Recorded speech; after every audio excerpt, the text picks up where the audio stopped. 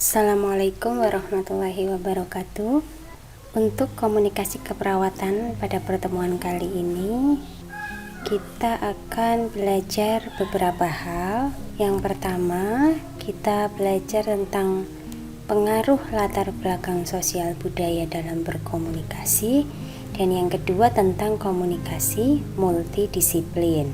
Kita mulai dari yang pertama, bahwa komunikasi di sini merupakan suatu proses di mana dua orang atau lebih melakukan pertukaran informasi. Sedangkan budaya adalah suatu cara hidup yang berkembang dan dimiliki bersama oleh sebuah kelompok orang dan diwariskan dari generasi ke generasi. Selanjutnya, apakah bahasa itu? Tadi sudah belajar tentang pengertian komunikasi, pengertian budaya. Yang selanjutnya adalah pengertian dari bahasa.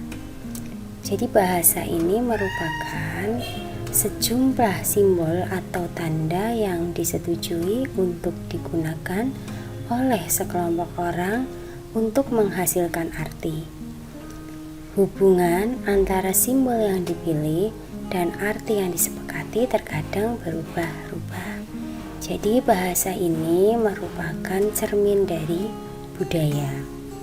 Jadi semakin besar perbedaan budaya, maka akan semakin besar perbedaan komunikasi yang akan terjadi. Selanjutnya, kita masuk ke bab interaksi. Interaksi sosial adalah sebuah pondasi dalam hubungan di mana di dalamnya ada tindakan yang sesuai norma serta nilai sosial yang berlaku kemudian dilakukan di dalam masyarakat. Jadi proses sosial ini adalah hubungan yang saling mempengaruhi antar manusia, yang mana hubungan itu terjadi seumur hidup karena manusia adalah makhluk sosial yang membutuhkan satu sama lain. Ciri-ciri interaksi sosial ada 4. Yang pertama, ada pelaku sosial. Nah, pelaku sosial ini lebih dari satu orang. Jadi, proses interaksi sosial hanya bisa terjadi pada saat lebih dari satu orang. Selanjutnya, yang kedua, terjadi proses komunikasi antar pelaku sosial dengan menggunakan simbol-simbol. Jadi, komunikasi ini bisa dilakukan dengan cara lisan, kemudian melalui isyarat, juga bisa dari gestur tubuh. Selanjutnya, yang ketiga, ada dimensi waktu. Masa lampau, masa kini, atau masa depan yang mampu menentukan sifat aksi yang sedang berlangsung. Jadi proses social interaction pernah terjadi di masa lalu, masa kini, serta pada masa yang akan datang. Kemudian yang terakhir, interaksi dilakukan sebab ada tujuan-tujuan tertentu yang mau digapai. Syarat-syarat interaksi sosial ada 2. Yang pertama komunikasi dan yang kedua adalah kontak sosial. Komunikasi seperti yang di awal sudah dijelaskan, jadi adalah sebuah proses penyampaian informasi, baik itu ide, gagasan, pesan dari satu pihak pada pihak lainnya yang dilakukan untuk saling mempengaruhi satu sama lain. Sedangkan kontak sosial adalah hubungan antara satu pihak dengan pihak lainnya yang dibentuk dalam bahasa isyarat serta mempunyai makna untuk pelaku dan penerima. Nah, kontak sosial ini adalah awal dari interaksi sosial, yang mana setiap pihak akan saling merespon satu sama lainnya walaupun tidak ada kontak fisik. Proses komunikasi bisa terjadi dengan 2 cara, yang disebut dengan komunikasi verbal dan komunikasi non-verbal. Komunikasi verbal ini merupakan bentuk komunikasi secara lisan dan tulisan. Contohnya dengan cara berbicara langsung atau dengan surat menyurat. Sedangkan komunikasi nonverbal ini menggunakan simbol-simbol. Contohnya menggunakan gestur tubuh atau bahasa isyarat. Dalam komunikasi ada 5 unsur yang saling berkaitan satu dengan yang lainnya. Yang pertama adalah pesan atau message, yang kedua pengirim pesan atau komunikator, kemudian penerima pesan atau komunikan, kemudian media, kemudian feedback. Nah, apa itu pesan? Pesan adalah informasi yang diberikan dari penerima kepada penerima.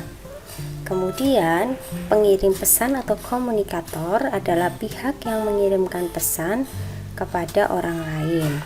Sedangkan komunikan adalah pihak yang menerima informasi dari pengirim pesan.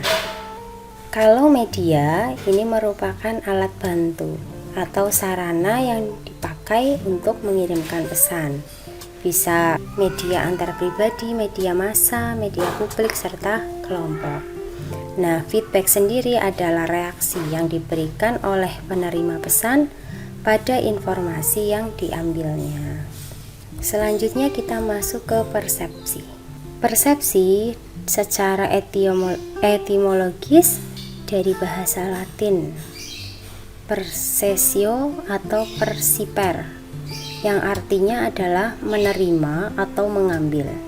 Jadi dalam arti luas adalah penglihatan.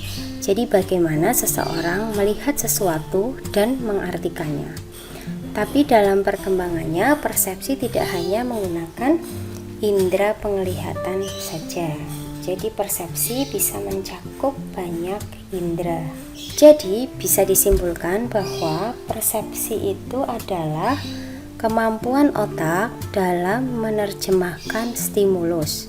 Jadi, persepsi merupakan proses untuk menerjemahkan atau menginterpretasi stimulus yang masuk dalam alat indera. Nah, alat indera ini bukan hanya penglihatan, bisa jadi penciuman, kemudian indera pendengaran, kemudian indera pengecap, indera perasa. Jadi bisa dilakukan oleh semua alat indera. 3 proses persepsi yaitu meliputi proses fisik, proses fisiologis, dan proses psikologis. Yang pertama, untuk yang proses fisik ini terbentuk karena adanya objek, stimulus, dan peran penting panca indera.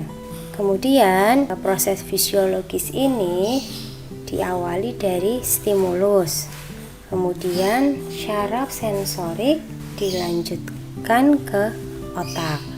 Untuk yang ketiga, yang psikologis ini merupakan proses pemrosesan informasi yang diterima.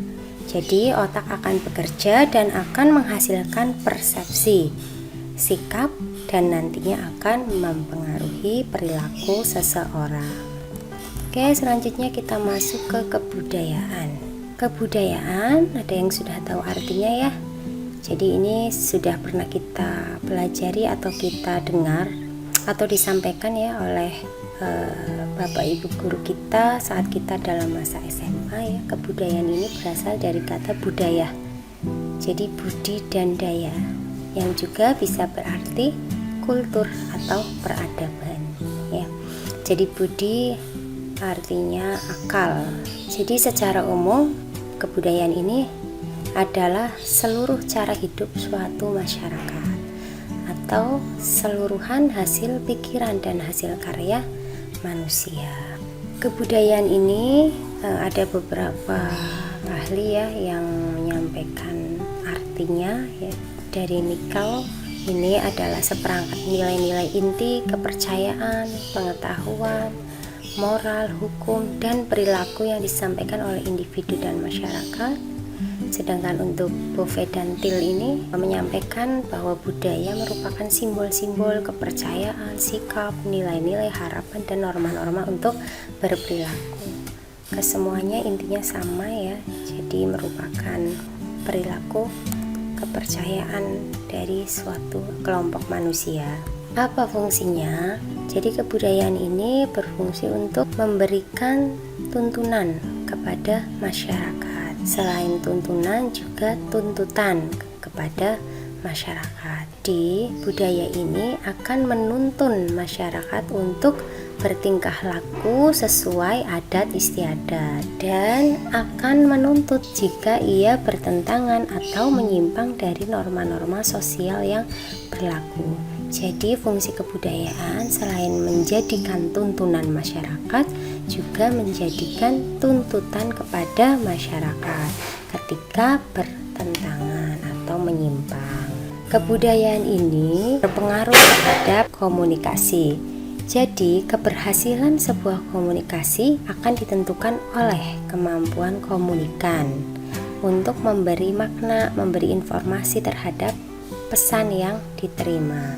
Jika makna yang dimaksud komunikator sama dengan maksud komunikan, maka komunikasi dapat dikatakan berhasil, yaitu tercapainya persamaan makna. Jadi di sini melalui komunikasi yang kita lakukan antara satu dengan yang lainnya, kita bisa membentuk sebuah kebudayaan. Kebudayaan ini juga menentukan aturan dan pola-pola komunikasi. Jadi kaitannya seperti itu. Tadi budaya apa? Budaya adalah hasil cipta karya, hasil pemikiran manusia ya. Jadi komunikasi adalah kita masuk ke fungsi budaya dalam komunikasi. Ada dua fungsi budaya dalam komunikasi. Yang pertama adalah fungsi pribadi dan yang kedua adalah fungsi sosial. Apa saja fungsi pribadi itu? Fungsi pribadi itu yang pertama menyatakan identitas sosial. Fungsi pribadi yang pertama yaitu menyatakan identitas sosial. Yang kedua adalah menyatakan integrasi sosial.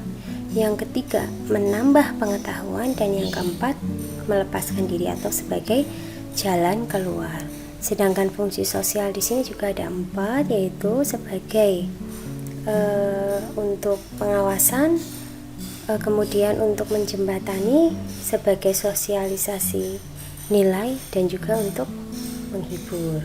Komponen budaya terdiri dari 4. Yang pertama adalah budaya material, yang kedua organisasi sosial atau lembaga sosial, kemudian yang ketiga adalah sistem kepercayaan atau keyakinan, kemudian yang keempat adalah estetika. Budaya material sendiri terbagi menjadi 2, yaitu teknologi dan ekonomi.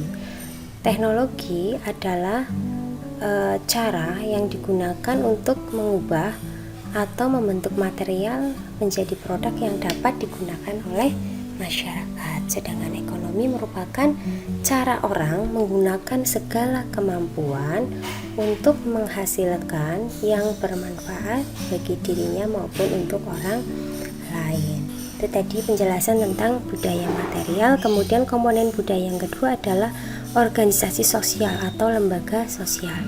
Ini merupakan suatu lembaga yang berkaitan dengan cara bagaimana seseorang berhubungan dengan orang lain, mengorganisasikan kegiatan mereka untuk hidup harmonis dan berperilaku yang dapat diterima oleh generasi berikutnya. Contohnya adalah status gender.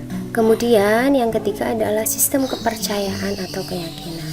Jadi ini sistem kepercayaan yang dianut oleh suatu masyarakat akan berpengaruh terhadap nilai yang ada di masyarakat. Sedangkan estetika yang kita ketahui ini ada kaitannya dengan seni, dongeng, kemudian musik, tarian yang ditunjukkan oleh masyarakat tertentu agar pesan yang disampaikan mencapai sasaran secara efektif. Contoh ya, kalau di Indonesia ini ya masih banyak juga. Angka 13 masih diyakini bahwa merupakan angka kesialan atau ketidakberuntungan. Kemudian kalau tidak salah angka 7 atau angka 5 ya juga iya. Jadi pernah ke sebuah rumah sakit ya, jadi kenapa kok tidak ada lantai, naik lift mau menuju ke lantai 6 tapi melewati lantai 5, jadi nggak ada nilai atau angka 5 nya, jadi 1, 2, 3, 4, 6. Jadi masih ada kepercayaan di Indonesia tentang angka-angka ini. Kemudian tingkatan budaya ada 3. Yang pertama adalah formal, yang kedua informal, dan yang ketiga teknis. Apa itu formal? Formal ini merupakan tradisi atau kebiasaan yang dilakukan oleh masyarakat yang turun-temurun dari satu generasi ke generasi berikutnya. Contoh, ketika kita mau masuk ke ruang pimpinan ya, maka akan mengetok pintu terlebih dahulu.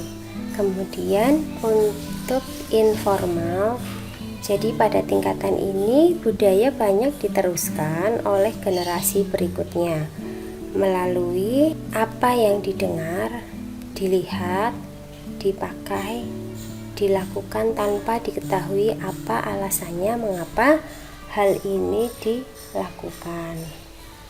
Nah, kemudian yang ketiga adalah teknis. Jadi pada tingkatan ini bukti dan aturan merupakan hal yang penting. Terdapatnya suatu penjelasan yang logis mengapa sesuatu harus dilakukan dan mengapa tidak boleh dilakukan. Selanjutnya kita masuk ke pengaruh budaya terhadap remaja. Apa itu remaja? Remaja ini merupakan masa transisi atau peralihan dari anak menuju ke dewasa. Jadi masih masa antara atau masa peralihan. Jadi kata latinnya adalah adolescence ya. Jadi pada dasarnya arti katanya di sini adalah tumbuh atau tumbuh menjadi dewasa, mencakup kematangan mental, emosional, sosial, dan fisik. Ini berdasarkan pengertian dari Hollock. Tapi kalau dari calon ini ya merupakan masa transisi. Jadi masa remaja ini berlangsung antara umur 12 tahun sampai 21 tahun bagi wanita dan 13 tahun sampai 22 tahun bagi pria. Nah, di sini masa remaja ini merupakan masa yang paling rentan dalam perkembangan kejiwaan anak ya. Selain merupakan merupakan masa peralihan, di sini ya masa remaja masih labil juga dan sifatnya terbuka. Jadi para remaja ini sifatnya terbuka terhadap informasi yang datang dari luar dan mereka juga meniru dalam segala hal. Oleh karena itu kebudayaan ini sangat berpengaruh terhadap komunikasi dari para remaja. Jadi kalau melihat seperti ini ada sisi negatif dan sisi positif yang bisa diambil dari pengaruh budaya terhadap komunikasi remaja ini. Selanjutnya masuk ke komunikasi kelompok. Kelompok ini terdapat karakteristik kelompok ya. Jadi yang pertama adalah terdiri atas 2 orang atau lebih, berinteraksi satu sama lainnya, kemudian saling membagi beberapa tujuan yang sama, dan melihat dirinya sebagai suatu kelompok. Bentuk-bentuk kelompok ada banyak ya, ada 4. Yang pertama formal dan informal. Ini formal, ini adalah kelompok yang sengaja dibentuk untuk pelaksanaan dan realisasi tugas tertentu yang anggota-anggotanya diangkat dan dilegitimasi oleh suatu badan atau organisasi. Jika kelompok informal ini merupakan kelompok yang tumbuh dari proses interaksi, daya tarik dan kebutuhan seseorang. Dalam kelompok ini anggota kelompok tidak diatur atau didelegasi dalam suatu pernyataan yang formal atau adanya surat pengangkatan. Kemudian kita masuk ke kelompok terbuka dan kelompok tertutup. Kelompok terbuka ini adalah suatu kelompok yang secara tetap mempunyai rasa tanggap akan pembaharuan, Sedangkan kelompok tertutup merupakan kelompok yang tertutup dalam menerima perubahan dan pembaruan. Jadi kecil kemungkinannya untuk menerima atau memiliki kecenderungan untuk tetap menjaga kestabilan yang telah ada. Jadi dari komunikasi yang dilakukan tentunya ada hambatan, baik dari beberapa segi. Yang pertama segi budaya atau latar belakang, kemudian psikologis, kemudian teknis, dari bahasa, lingkungan, fisik, kerangka berpikir, sampai ke hambatan karena kan status. Hambatan karena latar belakang budaya biasanya terjadi disebabkan karena adanya perbedaan norma, kebiasaan, dan nilai-nilai yang dianut oleh pihak-pihak yang terlibat dalam komunikasi. Kemudian hambatan psikologis ini terjadi karena adanya gangguan yang disebabkan oleh persoalan-persoalan dalam diri individu, misal rasa curiga penerima kepada sumber, atau karena adanya situasi berduka atau gangguan kejiwaan ya, sehingga saat menerima dan memberi informasi ini tidak sempurna. Kemudian hambatan teknis ini terjadi jika salah satu alat yang digunakan dalam melakukan komunikasi mengalami gangguan, sehingga informasi yang disalurkan mengalami kerusakan. Misalkan gangguan pada media telekomunikasi ya, misalkan jaringan telepon, jaringan televisi. Selanjutnya dari lingkungan, hambatannya bisa dari cuaca, kemudian dari keramaian, kemudian juga dari lalu lintas. Kemudian untuk yang dari kerangka berpikir, ini disebabkan karena adanya perbedaan persepsi antara komunikator dan halayak terhadap pesan yang digunakan dalam melakukan komunikasi. Kalau misalkan untuk hambatan fisik disebabkan karena kondisi geografis, misalnya jarak yang jauh sehingga sulit dicapai. Jadi bisa juga diartikan karena adanya gangguan organik, yaitu tidak berfungsinya salah satu panca indera pada penerima atau pengirim pesan. Selanjutnya adalah dari status ya. Jadi hambatan yang dikarenakan ini biasanya karena adanya perbedaan status sosial, pendidikan, atau yang lain-lainnya, sehingga seringkali terjadi perbedaan pemahaman pada suatu topik. Untuk hambatan bahasa ini sering terjadi karena yang pertama, kata-kata yang digunakan terlalu banyak memakai jargon bahasa asing sehingga sulit dimengerti oleh khalayak. Kemudian juga bisa karena bahasa yang digunakan pembicara berbeda dengan bahasa yang digunakan oleh penerima. Kemudian yang ketiga, struktur bahasa yang digunakan tidak sebagaimana mestinya sehingga membingungkan penerima. Selanjutnya juga bisa karena latar belakang budaya yang membuat salah persepsi terhadap simbol-simbol bahasa yang digunakan. Selanjutnya, setelah belajar tentang hambatan komunikasi, kita masuk ke konflik dalam komunikasi. Jadi selain ada hambatan juga terdapat konflik. Apa itu konflik? Konflik ini adalah suatu proses interaksi yang terjadi akibat adanya ketidaksesuaian antara dua sudut pandang atau dua pendapat yang berpengaruh atas pihak-pihak yang terlibat, baik pengaruh positif maupun pengaruh negatif. Jadi ada tiga asumsi konflik, yaitu yang pertama yang konflik itu yang tidak dapat dielakkan, kemudian konflik tidak dapat dielakkan, kemudian konflik bukan sesuatu yang buruk, dan konflik muncul karena berbagai penyebab dan dalam berbagai bentuk. Jadi setelah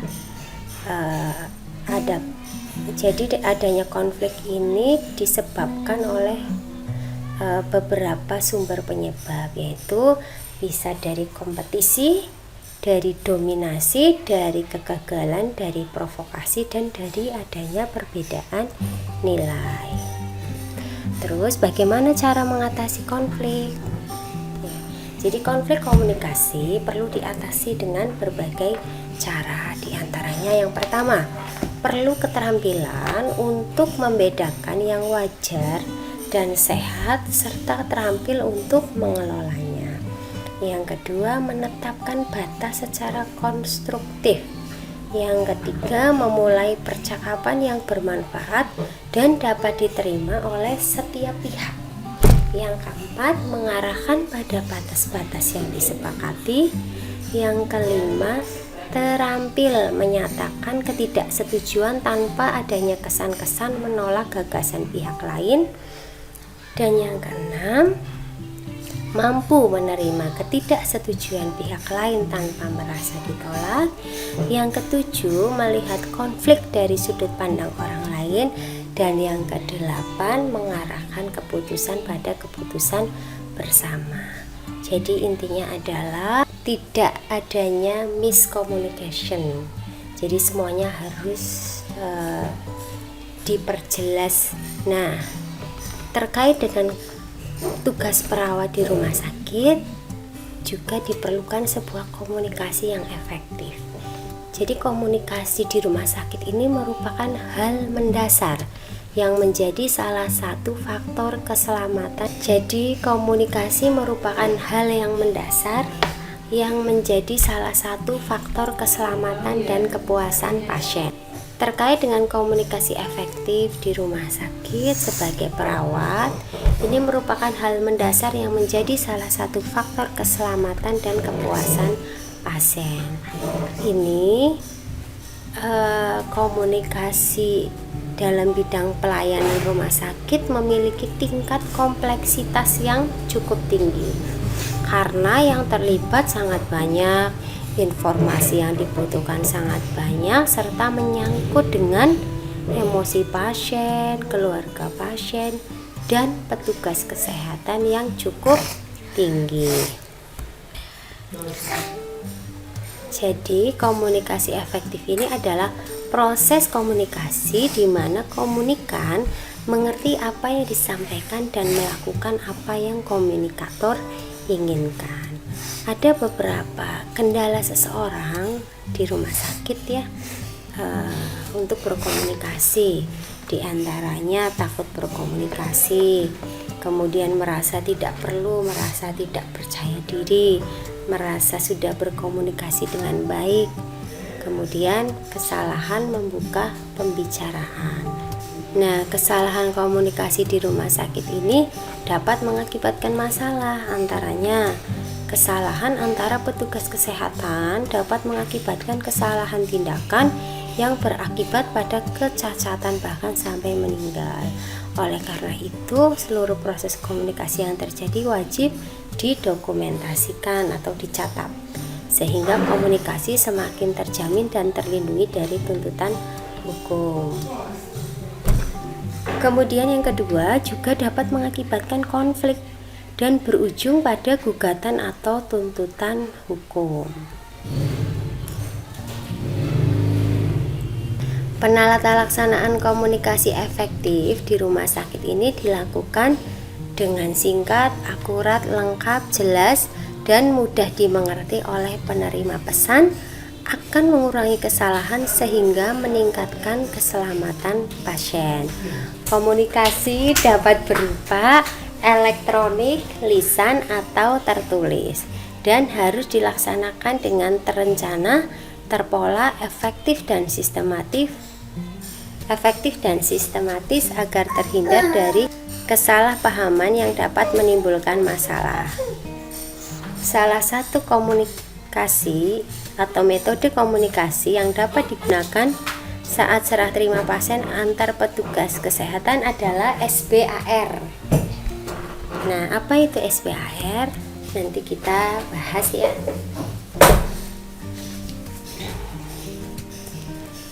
Jadi komunikasi ini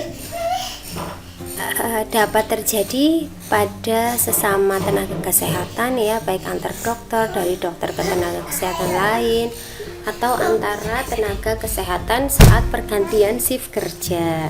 Kemudian antara unit perawatan juga bisa.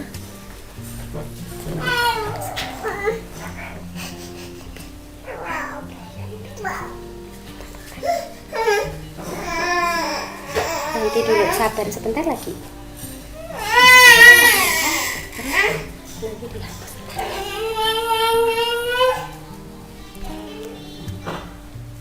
Kemudian bisa juga antara unit perawatan ya, misalkan pasien rawat inap pindah ke ICU, atau dari UGD ke ruangan ya, atau bisa juga dari ruang perawatan pasien ke radiologi untuk uji diagnostik radiologi.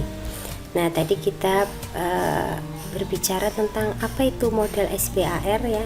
Jadi ini dilakukan sebagai strategi untuk meningkatkan komunikasi efektif saat serah terima informasi pasien. Tujuannya apa? Untuk meningkatkan pasien safety.